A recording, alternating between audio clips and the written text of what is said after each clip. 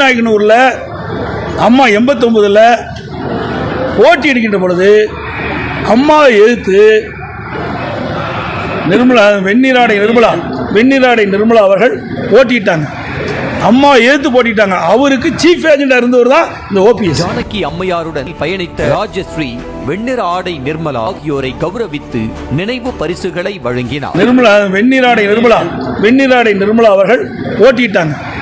அம்மா எதிர்த்து போட்டிட்டாங்க. அவருக்கு சீஃப் ஏஜென்டா இருந்தவர் தான் இந்த ஓபிஎஸ்.